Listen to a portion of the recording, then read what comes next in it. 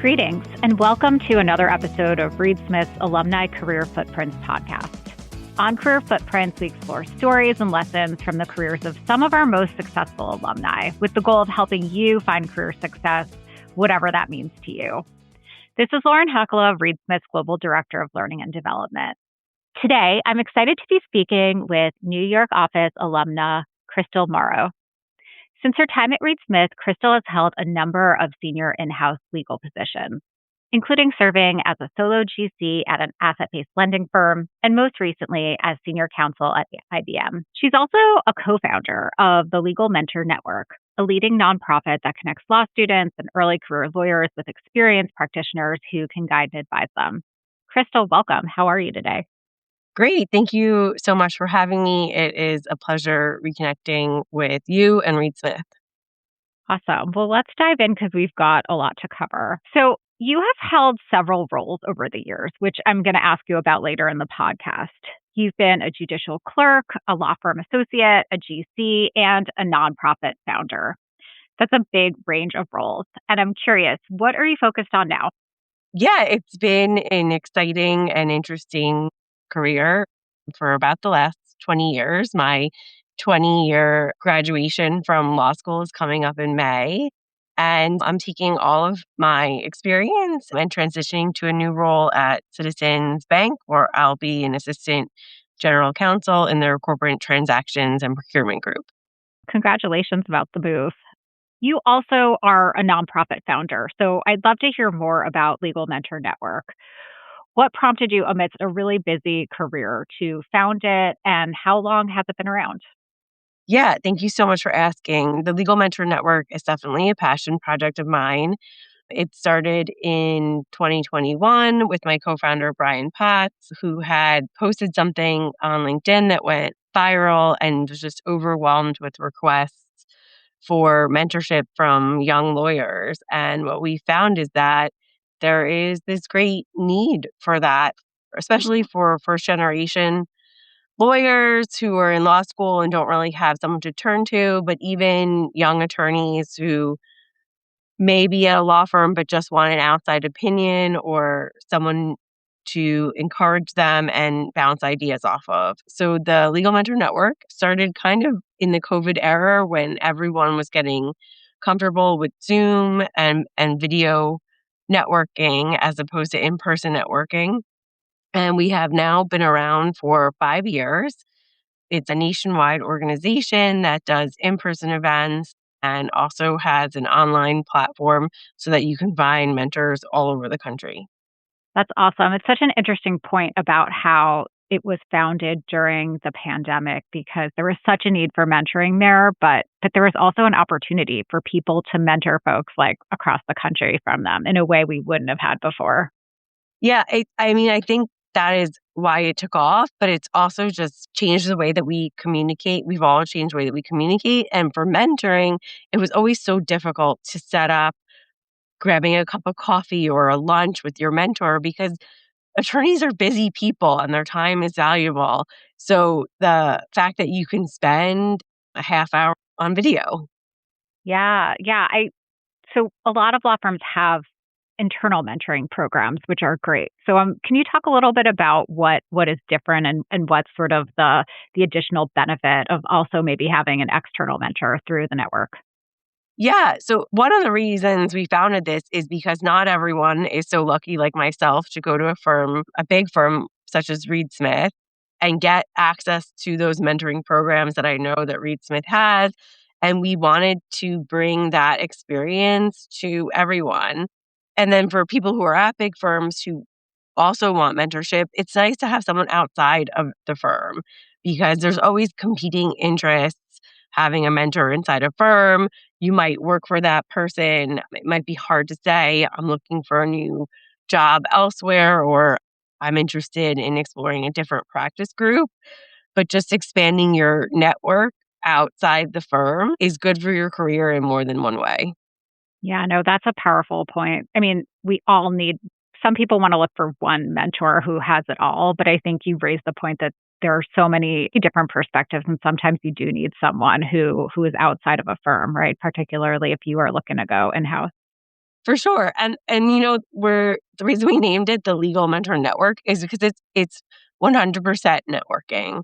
If you want to be successful in the practice of law, if you want to be in private practice and getting clients, if you want to be in-house and working with the business, you need to learn how to network and speak to people that you're not familiar with. Ask for advice, ask for guidance. It's definitely, we all have to get outside our comfort zone to get to the next level. Yeah, yeah. Lots of benefits for the more junior person to the relationship. But why are you finding that the senior lawyers are volunteering to mentor junior folk? Yeah, I find that it's a pretty easy sell to get mentors. There are definitely recruiting benefits that large firms and small firms have seen in terms of getting to know candidates on a personal level and bring them in outside of a formal interview process. But in general, most lawyers just want to help out, right? Like that is what the practice of law is helping you solve your problems, and it's very much an apprenticeship model, of a profession. So being a mentor comes naturally to senior lawyers, and I think it's a great way to give back to the legal community. Yeah. So just before we move on to your career, if Yeah, anyone listening wants to sign up, how do they do it? thank you for asking. It's very easy. Go to legalmentornetwork.org, go to the sign up button, and you can sign up for our emails and also create a profile to get matched with a mentor or mentee. Awesome. All right. So let's rewind to like the beginning of your career. And I saw that early in your career you clerked in the bankruptcy court in the Eastern District of New York. And I'm curious, how did you decide that you wanted to become a bankruptcy lawyer? Yeah, that was such a wonderful experience.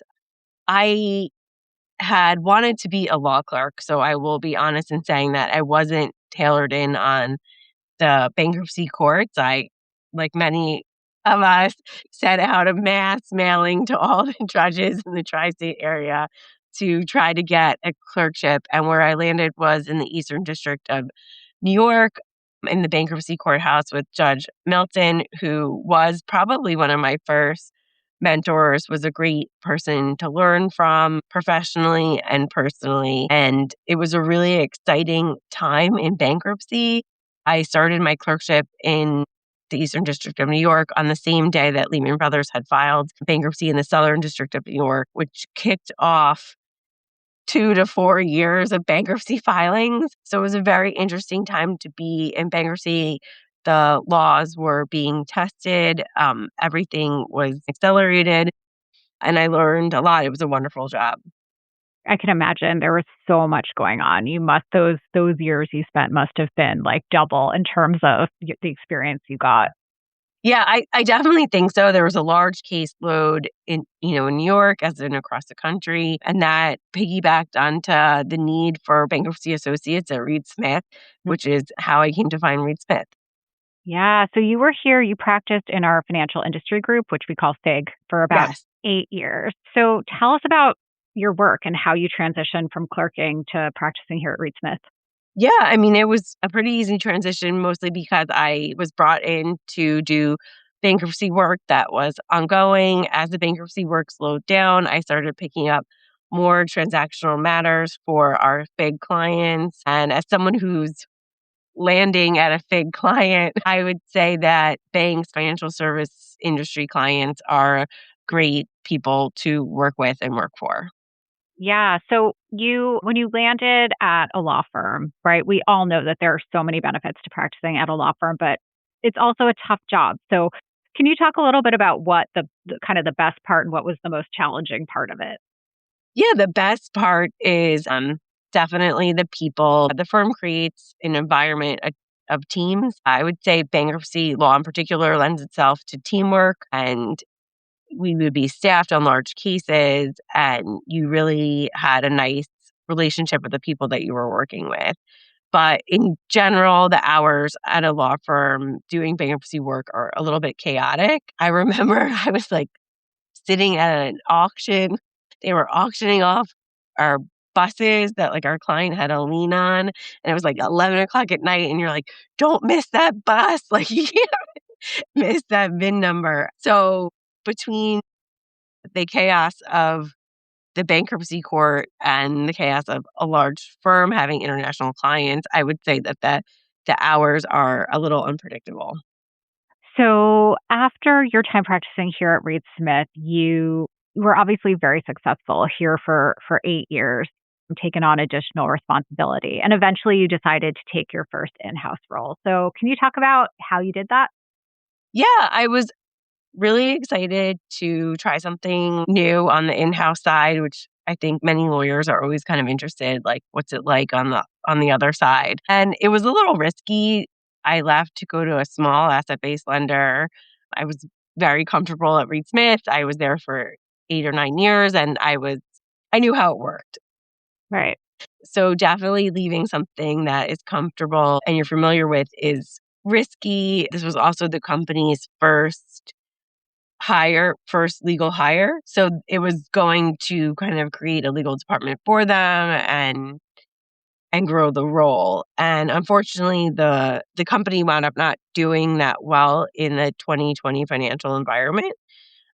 But I still learned so much about being in-house, working with the business, sitting in on senior management meetings, and also just being as a GC, being responsible for outside counsel litigation and outside counsel fees and managing that relationship too.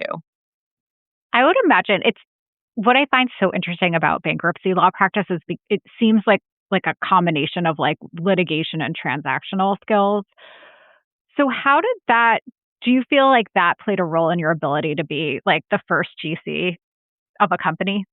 For sure. I always say, like, hire the bankruptcy lawyer because many people are not familiar with bankruptcy law and maybe they don't understand the practice. But if someone has practiced bankruptcy law at a large firm or was a law clerk, then they are essentially this mix of corporate, transactional, and litigation where they have taken a company, torn that company apart contract by contract and asset and liability, scheduled it, and then sold it and probably also commenced lawsuits to get some of the assets back. So I really feel like the bankruptcy practitioners are general practitioners that can transition easily into in-house.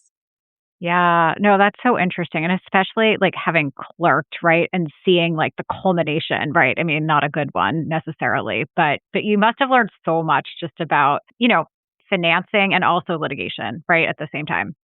Yeah, for sure. I mean, it helped me see the business side of things, which definitely helped when I went in-house to see how, maybe a lawsuit someone is really emotional or passionate about it. But if there's no money in it, then it's just bleeding the company. So really about the value of legal risks, the value of litigation, and when to curtail those expenses and those risks. Yeah, like really commercial thinking about Yeah. decisions. All right, so you then did something that I think sounds really cool. You became a fractional GC. So can you Yes, I love explain? that. Yes. So explain what that means and how you transitioned into that role. Sure. I'm not sure who penned that name, but I think it is really appropriate for what I was doing and what a lot of lawyers are doing. And it's a really interesting practice where you are mostly working with startups and small companies that do not have any in-house lawyers and you come in and you're their in-house lawyer. So you're looking at all of their contracts and litigation normally. You help them set up their vendor agreements. In my experience, I was also doing some finance and lending agreements because I had that background, but you might also be looking at real estate contracts and employment issues, any open and pending litigation. And I think it's a great way to get to know a company and then grow with a company. And I was really enjoying that. So I will say I would recommend that for people that are maybe in between positions. It's a really great type of work that can be very interesting and lead to future roles. And that's basically what it did for me is as I was doing the fractional GC work, I was wound up going over to IBM. Okay. So it sounds like that was finding clients for yourself as a fractional GC and then also finding your next job, right? We're all about networking, right? I mean, you must have had to pull on a big contact of people you'd formed over the last like 10, 15 years of your career. Yeah, I am lucky to have had a number of jobs that I liked very well, and that has created a wonderful network of attorneys for me to turn to. That's amazing. And I love what you said about really, again, like this theme of like, it's a role like almost in a bankruptcy where you're really getting to know the company like from the beginning of its life cycle, forming all of its financing, all its contracts, and getting to know, I would imagine really getting to know the founders. Yeah, I think that's how a lot of attorneys wind up in a GC position is that they might have started doing that work for the client, either in this freelance fractional GC work or, with a law firm.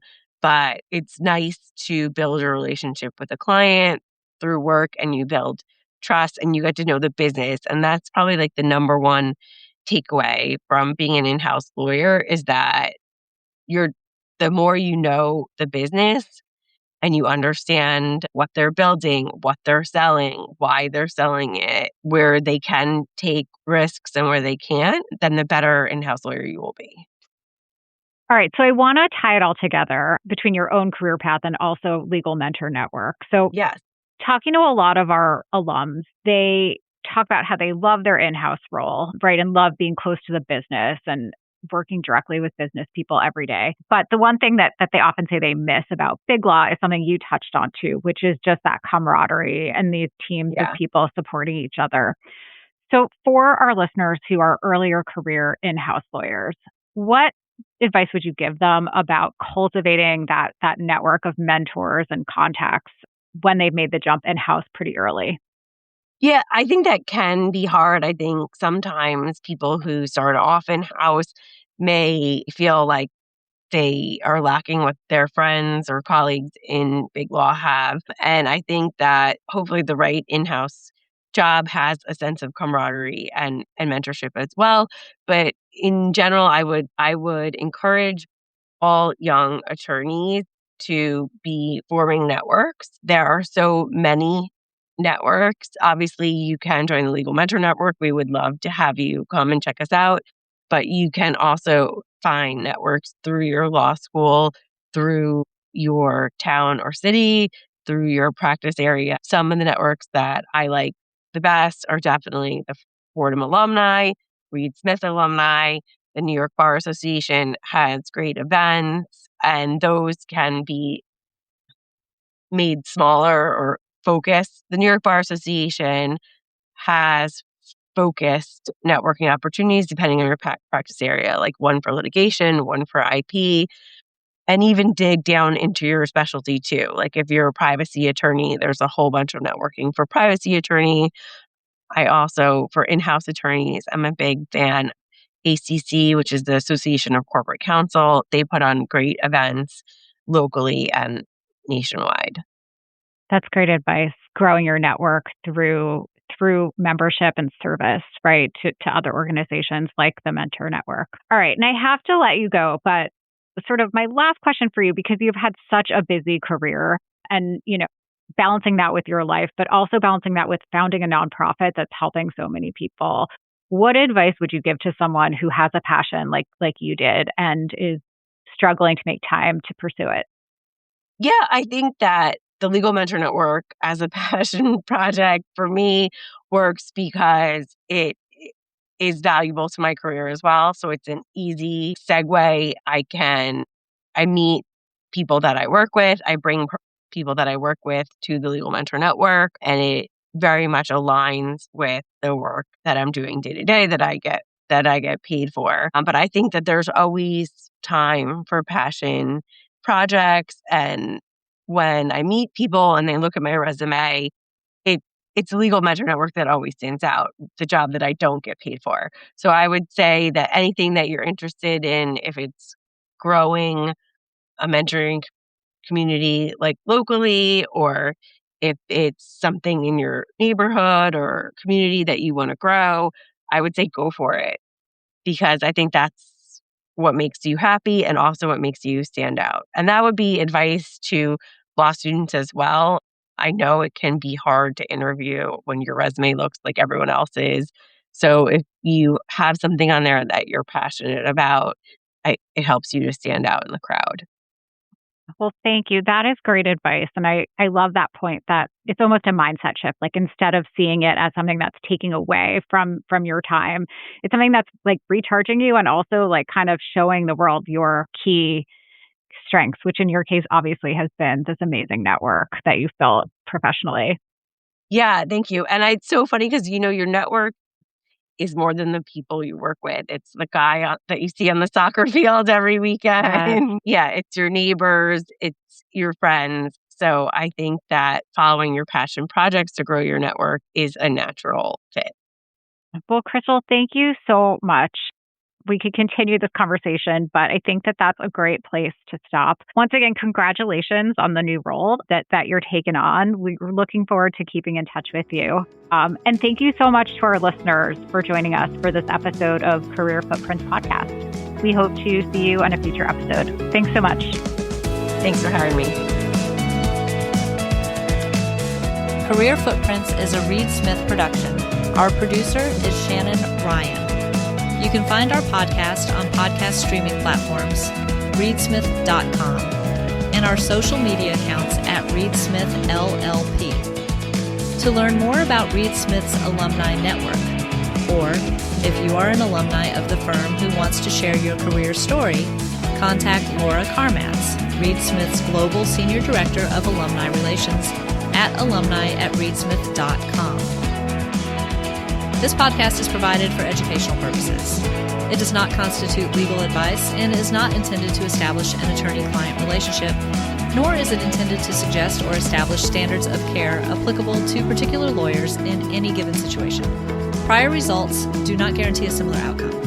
Any views, opinions, or comments made by any external guest speaker are not to be attributed to Reed Smith LLP or its individual lawyers. All rights reserved.